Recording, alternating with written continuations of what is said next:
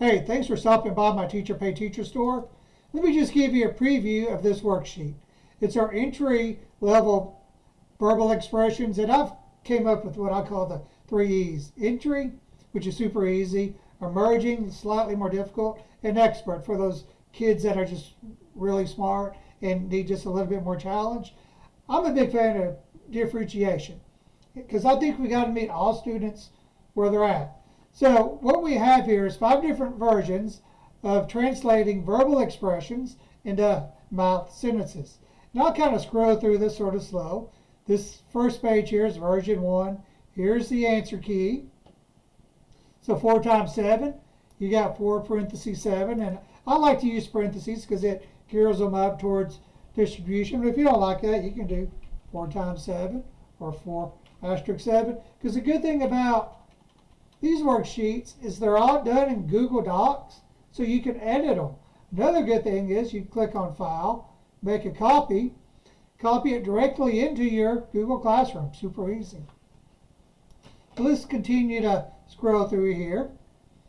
So each version's, they're all the same level of difficulties. I've got 3 open-ended student self-reflection questions here. So which problems were difficult? Which problems were easy?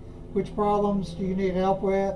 And I know sometimes students finish early, so this is something kids can talk about. That's related to the lesson. Also, administrator walks in and kids are working. You can stop what the kids are doing and you can ask them these 3 questions. So that way the administrator will check off his or her checklist that you're asking questions.